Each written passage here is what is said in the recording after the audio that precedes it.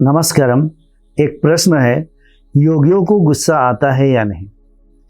तो देखिए, योगी जब हम कहते हैं तो दो प्रकार के योगी होते हैं। एक योगी जो योगा करते हैं, ध्यान साधना करते हैं, उसे भी आप योगी समझ सकते हैं। एक योगी जो परम बुद्ध हो चुके हैं, जो बुद्धत्व को प्राप्त कर चुके हैं, जो अंदर से आकाश की भांति मुक्त हो चुके हैं। तो ये दो प्रकार के योगी। जो मुक्त हो चुके हैं वो परमात्मा में ही लीन है, निर्लिप्त अवस्था में है। ऐसे तो कहा जाता है कि योगी सोते नहीं हैं, 24 घंटा जागृत ही रहते हैं, यानी कि आत्मा कभी सोता नहीं है। तो उस आत्मा अवस्था को भी योगी कहा जाता है, या उस आत्मा को ही योगी कहा जाता है। इसी को भगवान कृष्ण ने भगवद गीता में भी कहते हैं कि योगी कभी सोता नहीं। तो जिसने इस निर्लिप्त अवस्था में जाकर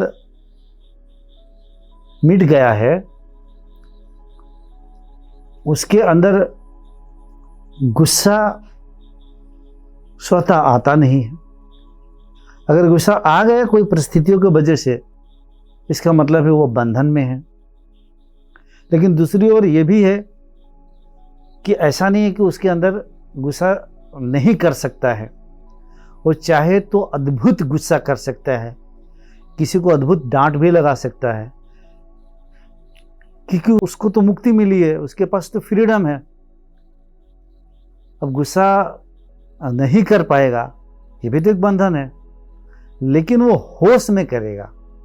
अंतर यही है, वो होश में गुस्सा करेगा, लेकिन वो गुस्सा करते हुए भी गुस्सा फिर नहीं करेगा, क्योंकि उसको एक एक्टिंग करने का जैसा होता है।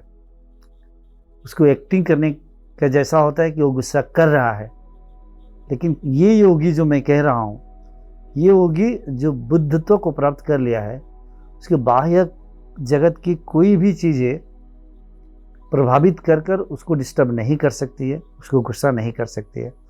वो स्वयं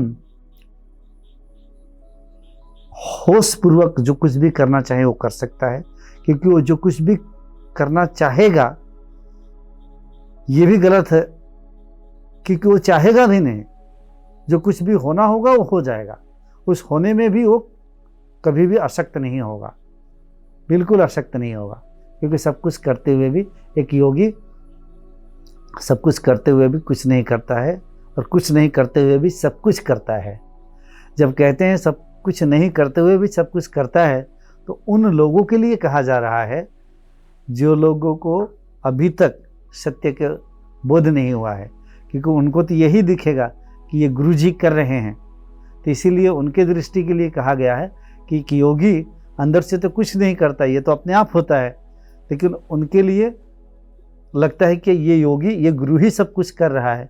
इसीलिए ये कहा गया है कि सब कुछ करते हुए भी कुछ नहीं, सब कुछ नहीं करते हुए भी कुछ सब कुछ करता है। सब कुछ अंदर से तो वो नहीं कर रहा है, लेकिन बहुत कुछ कर रहा है लोगों के लिए, लोगों के कल्याण के लिए। तो लोगों को लग रहा है कि ये गुरुजी बहुत कुछ कर रहे हैं, ये योगी बहुत कुछ कर रहा है, लेकिन योगी अंदर से कुछ नहीं कर रहा है। उसकी पूरी अनुभूति है कि ये अपने आप हो रही है चीज़ें, क्योंकि वो करता नहीं है, करता कुछ और है, अपने आप चीज़ें हो रही है। इसीलिए वो कुछ नहीं करते हुए भी कुछ सब कुछ करता है दूसरे के नज़र में, ऐसा लगता है, लेकिन अपने अंदर से कुछ नहीं।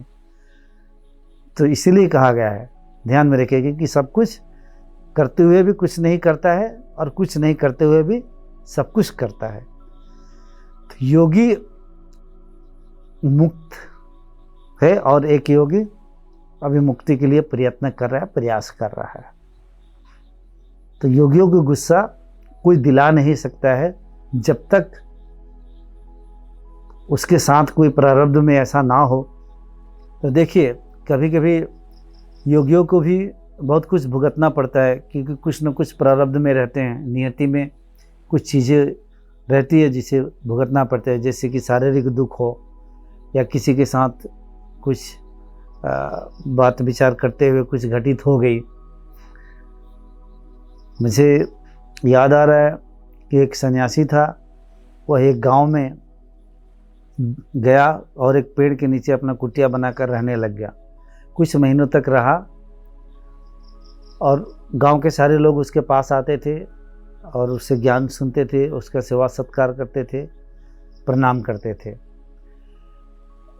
एक बार क्या हुआ कि उस गांव की एक लड़की प्रेग्नेंट हो गई।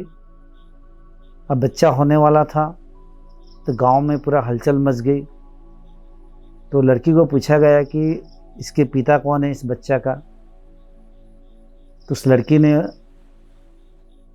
उस सन्यासी का नाम ली कि वो जो गांव के किनारे जो कुटिया है पेड़ के नीचे, वही इसका पिता है। मैं भी उसके पास गई थी आशीर्वाद के लिए और उसने मेरे साथ ऐसा किया और ये उसी का बच्चा है। तो गांव के मुखिया और सारे लोग उस सन्यासी के पास जाते हैं।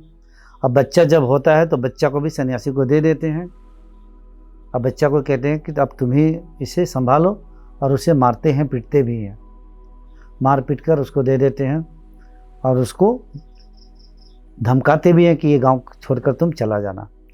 कुछ दिन तक वो सन्यासी उसी गांव में रहता है और रहते हुए भीख मांगता है उस बच्चे के लिए। और एक दिन ऐसा होता है कि भीख मांगते मांगते उस बच्चे के माँ के घर तक पहुंच जाता है, क्योंकि उस सन्यासी को पता नहीं होता है कि उस बच्चे का माँ कौन है, वो घर कौन है। तो उसके पास पहुंचता है। तो जब बच्चा रोता है तो उस माँ को जब सुनाई देता है बच्चा का आवाज़, तो बच्चे की आवाज़ को सुनकर वो लड़की दौड़ते हुए बाहर आती है और ये सन्यासी कहता है कि अगर दूध है तो बच्ची थोड़ा इस बच्चे के लिए दे दो। तो माँ देखती है कि ये बच्चा तो मेरा ही है और वही सन्यासी है जिसको मैंने कहा था कि ये इसका पिता है। अब उस बच्चे को चेहरा देखकर और बच्चे के रोते हुए चेहरे को देखकर भूख में रो रहा था। उस दिन उस स्त्री का हृदय फट गया। वो सारे बंधन को तोड़ दी और बच्चे को दौड़कर सन्यासी की गोद से अपने गोद में ले ली, अपने सीने में लगा ली उस बच्चे को और फूट फूट कर रोने लगी।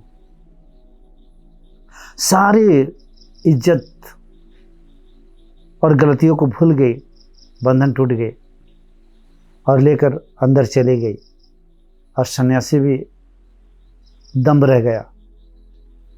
तब उसके घर वाले ने पूछा, ये तुम क्या कर रही हो? या आसपास के लोग इकट्ठे हो गए।